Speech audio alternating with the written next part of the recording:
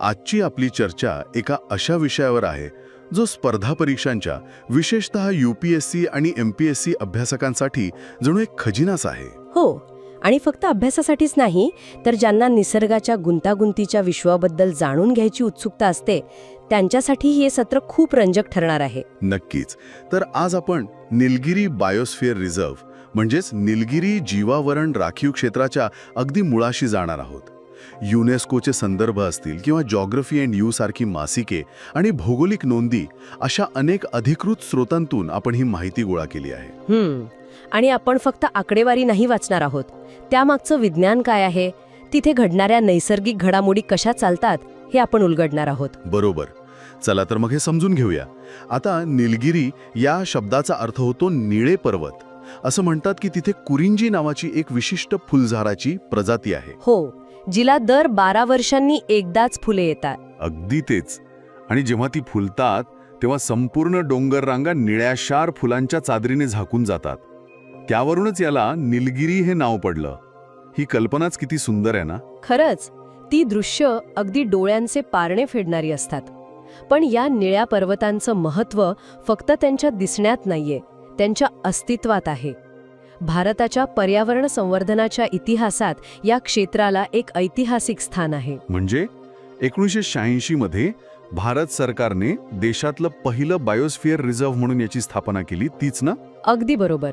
आणि त्यानंतर इसवी 2000 मध्ये युनेस्कोने त्यांच्या वर्ल्ड नेटवर्क ऑफ बायोस्फिअर रिझर्व्हमध्ये याचा समावेश केला. याचाच अर्थ हे जंगल केवळ भारताची संपत्ती नाही, तर संपूर्ण जगाच्या जैवविविधतेचा वारसा आहे.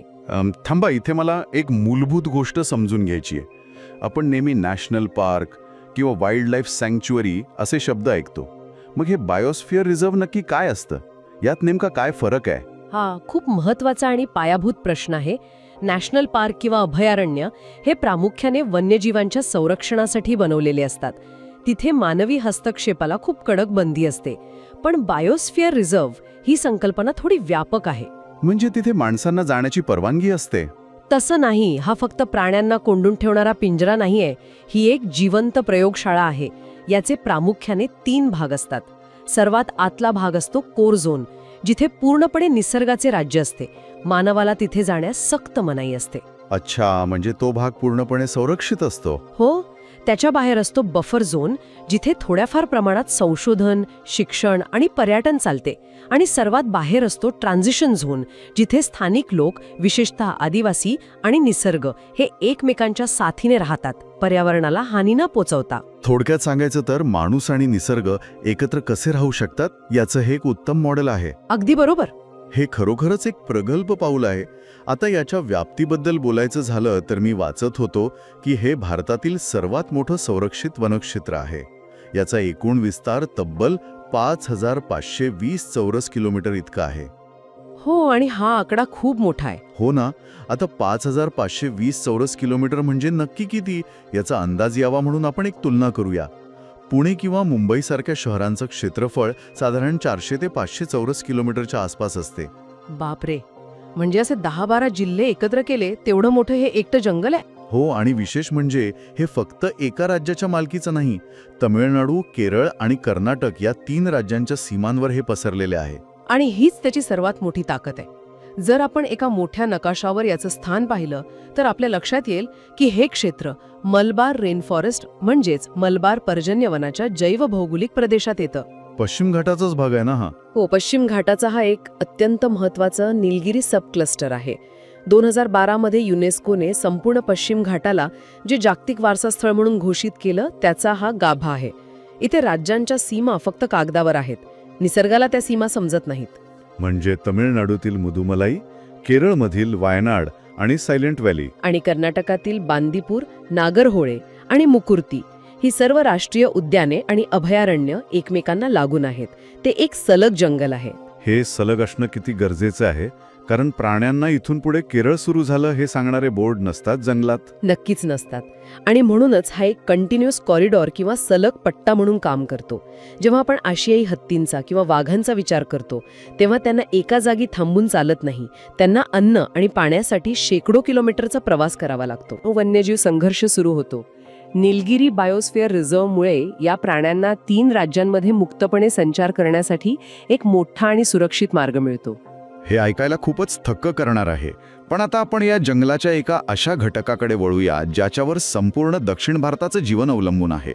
मुख्य परीक्षेच्या दृष्टिकोनातून हा भाग खूप महत्त्वाचा आहे. नद्यांबद्दल बोलताय का तुम्ही? हो.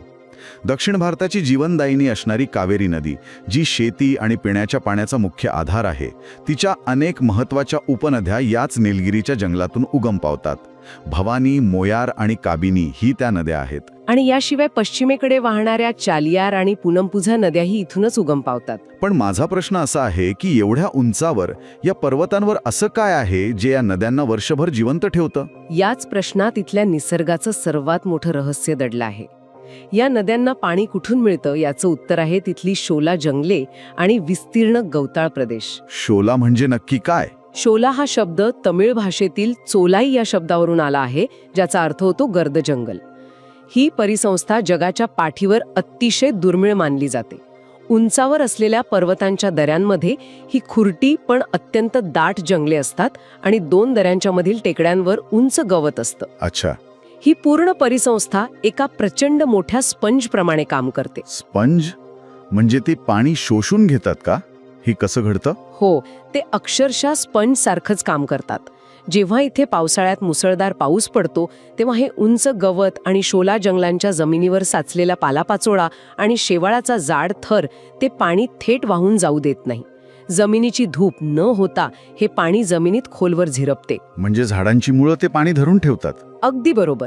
पावसाळा संपल्यावर जेव्हा उन्हाळा सुरू होतो तेव्हा हा निसर्गाचा स्पंज ते साठवलेलं पाणी अत्यंत संथ गतीने थेंब थेंब करून बाहेर सोडतो. यातूनच छोटे झरे तयार होतात जे पुढे एकत्र येऊन भवानी किंवा काबिनी सारख्या नद्यांचं रूप घेतात. बापरे, निसर्गाची ही एक स्वतःची एक एवढी प्रगत जलसंधारण प्रणाली आहे. जर ही शोला जंगले नसती तर पावसाचे पाणी काही दिवसांतच वाहून समुद्राला मिळाले असते. हो, आणि उन्हाळ्यात नद्या पूर्णपणे कोरड्या पडल्या असत्या. पण मग सध्या या परिसंस्थेबद्दल इतकी चिंता का व्यक्त केली जात आहे? आपण बातम्यांमध्ये वाचतो की निलगिरी भागात पाणी टंचाई निर्माण झाली आहे. जर तिथे असा नैसर्गिक स्पंज आहे तर मग पाण्याचा प्रश्न का निर्माण व्हावा? कारण आपण माणसांनी त्या नैसर्गिक स्पंजलाच इजा पोचवली आहे. ब्रिटिश काळात आणि स्वातंत्र्यानंतरही कागद कारखान्यांना लागणारा लगदा मिळवण्यासाठी तिथल्या स्थानिक गवताळ प्रदेशांवर निलगिरी आणि वॅटलसारख्या परदेशी झाडांची मोठ्या प्रमाणावर लागवड केली गेली. निलगिरी म्हणजे युकॅलिप्टसची झाड आहे ना? हो, युकॅलिप्टस. या परदेशी झाडांची मुळ्या खूप खोलवर जातात आणि ती जमिनीतील प्रचंड पाणी शोषून घेतात. शिवाय हवामान बदलामुळे नैसर्गिक शोला जंगलांचं क्षेत्र वेगाने आकुंचन पावत आहे. तो स्पंजच नष्ट होत चालल्यामुळे नद्यांना उन्हाळ्यात पाणी मिळणं कमी झाले आहे. हे खूपच गंभीर आहे. म्हणजे आपण फक्त झाडे लावली असं नाही तर चुकीची झाडे लावली आणि पूर्ण परिसंस्थेचा समतोल बिघडवला. हो, निसर्गातील एक छोटासा बदल संपूर्ण जलचक्र कसे उद्ध्वस्त करू शकतो याचं हे उदाहरण आहे. या समतोलामध्ये हवामानाचाही खूप मोठा वाटा असतोच. मी काही भौगोलिक नोंदी वाचत होतो आणि मला एका गोष्टीवर विश्वासच बसेना. एकाच बायोस्फिअर रिझर्व्हमध्ये हवामानातील तफावत इतकी टोकाची असू शकते. हो, ते खूपच आश्चर्यकारक आहे. भो, तिथे वार्षिक पावसाचं प्रमाण काही ठिकाणी फक्त 500 मिलीमीटर असते तर काही ठिकाणी ते थेट 7000 मिलीमीटरपर्यंत जाते. आणि तापमानाचा विचार केला तर हिवाळ्यात काही भागात तापमान 0°C खाली जाते तर दुसरीकडे उन्हाळ्यात ते थेट 41 अंशांपर्यंत पोचते. हे कसं शक्य आहे? याचं मुख्य कारण आहे तिथली भौगोलिक रचना आणि मान्सूनच्या वाऱ्यांची दिशा. हा प्रदेश 3 राज्यांत विभागला आहे हे आपण पाहिलं. जो भाग केरळ आणि तामिळनाडूच्या पश्चिमेकडे येतो तो मान्सूनच्या वाऱ्यांच्या थेट मार्गात येतो. म्हणजे तिथे नैऋत्य मान्सूनचा प्रचंड पाऊस पडतो. हो, त्यामुळे तिथे तुम्हाला सदाहरित आणि निम्म सदाहरित जंगले पाहायला मिळतात जिथे झाडे वर्षभर हिरवीगार असतात. पण जसे तुम्ही डोंगर ओलांडून पूर्वेकडे म्हणजे कर्नाटकच्या दिशेने जाता तो भाग पर्जन्य छायेचा प्रदेश बनतो. अच्छा, तिथे पाऊस कमी पडतो. हो, त्यामुळे तिथे प्रामुख्याने शुष्क पानझडी जंगले आढळतात जिथे उन्हाळ्यात पाण्याची बचत करण्यासाठी झाडे आपली पाने गाळतात. म्हणजे तुम्ही जंगलात पश्चिमेकडून पूर्वेकडे चालत गेलात तर निसर्ग अक्षरशः आपले रंग आणि रूप बदलताना दिसेल. अगदी बरोबर. आणि याच कारणामुळे तिथे वनस्पती आणि प्राण्यांच्या इतक्या वेगळ्या प्रजाती आढळतात. वनस्पतींचाच विचार केला तर तिथे सपुष्प वनस्पतींच्या तब्बल 3300 प्रजाती आहेत. 3300? फक्त फुलांची झाडे? हो, आणि त्यातली सर्वात महत्त्वाची गोष्ट म्हणजे यातील 132 प्रजाती या एंडेमिक आहेत. एंडेमिक म्हणजे अशा प्रजाती ज्या जगात दुसऱ्या कोणत्याही ठिकाणी सापडत नाहीत, फक्त आणि फक्त याच प्रदेशात आढळतात, बरोबर ना? होय. उदाहरणार्थ बेओलॅपिस नावाचा वनस्पतींचा एक संपूर्ण वंश असा आहे जो फक्त याच भागात वाढतो. या व्यतिरिक्त एडेनून, फ्रेरिया अशा अनेक वनस्पती आहेत ज्यांचा अस्तित्वाची नोंद जगात इतर कुठेही नाही. उत्क्रांतीच्या प्रक्रियेत या वनस्पतींनी लाखो वर्ष स्वतःला या विशिष्ट हवामानाशी जुळवून घेतले असणार. नक्कीच. हे खरंच एखाद्या खजिन्यासारखं आहे. आणि जिथे वनस्पतींमध्ये एवढी विविधता आहे तिथे प्राणीही तितकेच वेगळे असणार. तिथे वाघ, भारतीय हत्ती, सांबर असे मोठे प्राणी तर आहेतच, पण निलगिरी ताहर नावाचा एक विशेष प्राणी तिथे आढळतो ना, तो उभ्या कड्यांवर चालतो असं ऐकले मी. हो, निलगिरी ताहर हा एक प्रकारचा पर्वतीय बोकड आहे आणि तो या शोला गवताळ परिसंस्थेचा मुख्य प्रतिनिधी मानला जातो. याशिवाय लायन टेल्ड मकाक म्हणजे सिंहासारखी शेपटी असलेलं माकड आणि निलगिरी लंगूर हे देखील तिथे आढळतात. प्रिलिम्सच्या दृष्टीने हा प्राण्यांचा मुद्दा खूप क्रिटिकल आहे. हो, पण यातली सर्वात रंजक गोष्ट मला दुसरीच वाटते. आपण नेहमी मोठ्या प्राण्यांबद्दल बोलतो, पण इथल्या नद्या आणि गोड्या पाण्याच्या प्रवाहांचा विचार केला तर तिथे माशांच्या काही अशा प्रजाती आहेत ज्या संपूर्ण जगासाठी एक गूढ आहेत. माशांच्या प्रजाती? आपण सहसा जंगलाच्या चर्चेत माशांबद्दल बोलत नाही. तिथे असं काय विशेष आहे? इथेच तर खरा अभ्यास आहे. निलगिरी डॅनियो, निलगिरी बार्ब आणि बोवानी बार्ब या गोड्या पाण्यातील माशांच्या प्रजाती एंडेमिक आहेत. पर्वतांच्या उंचावर असलेल्या नद्यांचे प्रवाह इतर जलाशयांपासून लाखो वर्ष वेगळे राहिल्यामुळे या माशांची उत्क्रांती वेगळ्या पद्धतीने झाली. म्हणजे ते फक्त याच प्रवाहात जगू शकतात? हो, जर या नद्या प्रदूषित झाल्या किंवा आटल्या तर हे मासे पृथ्वीवरून कायमचे नष्ट होतील. हे पर्यावरणाच्या आरोग्याचे दर्शक असतात. हा मुद्दा खरोखरच डोळे उघडणारा आहे.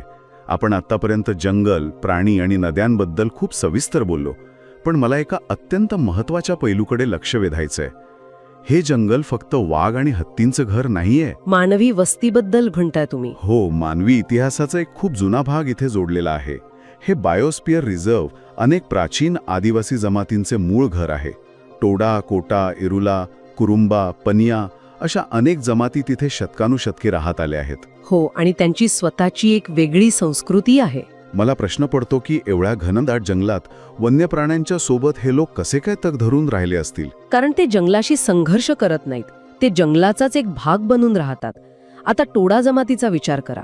ते प्रामुख्याने निलगिरीच्या उंच गवताळ प्रदेशात राहतात आणि पारंपरिक पद्धतीने म्हशी पाळतात. त्यांची घरही खूप वेगळी असतात ना? हो, त्यांच्या घरांची रचना अर्ध्या कापलेल्या पिंपासारखी असते, जी त्यांना तिथल्या सोसाट्याच्या वाऱ्यापासून आणि थंडीपासून वाचवते. दुसरीकडे कुरुंबा जमात जंगलात मध गोळा करण्याचं काम करते. त्यांच्याकडे जंगलातील वनस्पतींच्या औषधी गुणधर्मांचं जे ज्ञान आहे ते कोणत्याही आधुनिक प्रयोगशाळेत सापडणार नाही. अगदी खरंय. त्यांनी निसर्गाकडून फक्त घेतले नाही, तर निसर्गाचं संतुलन राखण्यात त्यांनी पिढ्यानपिढ्या मोठं योगदान दिले आहे. म्हणजे आपण सुरुवातीला ज्या ट्रान्झिशन झोनबद्दल बोलत होतो, जिथे मानव आणि निसर्ग एकत्र राहतात, त्याचं हे सर्वात उत्तम उदाहरण आहे. आता या सर्व चर्चेत आपण वारंवार वायनाडचा उल्लेख करत आहोत. हो, वायनाड हे या बायोस्फिअर रिझर्व्हचे जणू हृदय आहे. केरळमधील हे वायनाड वन्यजीव अभयारण्य या पूर्ण परिसंस्थेत नक्की कशी भूमिका बजावते? कारण तिथे पर्यटनही मोठ्या प्रमाणावर चालते असे मी ऐकले आहे. हे अभयारण्य 1973 मध्ये स्थापन झाले आणि मगाशी आपण ज्या कंटिन्यूस कॉरिडॉरबद्दल बोललो, वायनाड हा त्याचा मध्यबिंदू आहे. उत्तरेकडे कर्नाटकातील बांदीपूर आणि नागरहोळे, तर पूर्वेकडे तमिळनाडूतील मुधुमलाई या सर्वांना जोडणारा हा एक दुवा आहे. आणि काबिनी नदी याच अभयारण्यातून वाहते ना? हो, जी वन्यजीवांसाठी उन्हाळ्यातील पाण्याचा सर्वात मोठा आधार असते. तिथे प्रामुख्याने दक्षिण भारतीय दमट पानझडी जंगले आहेत आणि निलगिरीच्या बागा किंवा लागवडीचे क्षेत्रही खूप आहे. हे नैसर्गिक जंगलात कसं काय? हे जुन्या वनधोरणांचे अवशेष आहेत. पूर्वी लाकडाच्या व्यावसायिक उत्पादनासाठी तिथे या बागा तयार केल्या गेल्या होत्या, पण आता तिथे संवर्धनाचे नियम अत्यंत कडक आहेत. आज हे क्षेत्र भारतीय हत्ती आणि वाघांच्या सर्वात मोठ्या अधिवासांपैकी एक आहे. अच्छा, आजची ही चर्चा खरोखरच खूप समृद्ध करणारी होती. जर आपण या संपूर्ण सखोल अभ्यासाचा गोषवारा काढायचा म्हटला तर एक गोष्ट स्पष्ट होते की जेव्हा आपण नकाशावर निलगिरी बायोस्फिअर रिझर्व्ह पाहतो तेव्हा ते फक्त झाडांचे जंगल नसते. ती एक अत्यंत गुंतागुंतीची साखळी आहे. बरोबर. जर तिथे पर्वतांची उंची नसती तर हवामानातील विविधता नसती. हवामानात विविधता नसती तर शोला जंगले उगवली नसती. ते स्पंजसारखे गवत नसते तर कावेरीच्या उपनद्यांना पाणी मिळाले नसते. आणि ते पाणी नसते तर तिथे ते अद्वितीय प्राणी, मासे आणि प्राचीन आदिवासी संस्कृती टिकून राहिली नसती. सर्व काही एकमेकांशी जोडलेले आहे. स्पर्धा परीक्षांचा अभ्यास करताना फक्त राज्यांची आणि नद्यांची नावे पाठ न करता भूगोलाचा पर्यावरणाशी आणि मानवशास्त्राचा या दोन्ही गोष्टींशी कसा संबंध आहे हे समजून घेणंच खरे ज्ञान आहे. तंतोतंत. जेव्हा तुम्ही एका विषयाचे अनेक पैलू जोडून पाहता तेव्हा तुमचा अभ्यास फक्त परीक्षेपुरता मर्यादित न राहता तुमची विचार करण्याची एक प्रगल्भ पद्धत तयार होते. अगदी बरोबर. आज आपण भूगोल, पर्यावरण आणि संस्कृतीच्या अनेक थरांचा वेध घेतला. पण हे सत्र संपवताना जे लोक हे ऐकत आहेत त्यांच्यासाठी एक विचार करायला लावणारा प्रश्न उपस्थित करूया. नक्कीच. आपण पाहिले की शोला जंगले आणि तिथला गवताळ प्रदेश हा कावेरी नदीच्या खोऱ्यातील पाण्याचा मुख्य आधार आहे, जो लाखो शेतकऱ्यांचे जीवन चालवतो. याच जंगलांवर टोडा आणि कुरुंबासारख्या आदिवासी जमातींचे अस्तित्व अवलंबून आहे. आणि आज जागतिक तापमान वाढ आणि हवामान बदलाचं संकट आपल्या दारात उभे आहे. हो, पावसाचे वेळापत्रक बदलत आहे. जर हा नैसर्गिक स्पंज कोरडा पडला तर कावेरी खोऱ्यातील पाण्याची सुरक्षितता, तिथले अद्वितीय वन्यजीव आणि या प्राचीन आदिवासी संस्कृतीचे मूळ स्वरूप आपण कसे वाचवणार आहोत? विकासाची ओढ आणि निसर्गाचे चक्र यातला समतोल राखण्याचे हे आव्हान आपण कसे पेलणार आहोत? हा खूपच गंभीर विचार आहे. या प्रश्नावर सर्वांनी नक्की विचार करा. हा विचारच आपल्याला अधिक सजग बनवेल. आजच्या या सखोल अभ्यासात एवढेच. पुन्हा भेटूया अशाच एका नव्या आणि रंजक विषयासोबत. तोपर्यंत वाचत रहा आणि विचार करत रहा. धन्यवाद.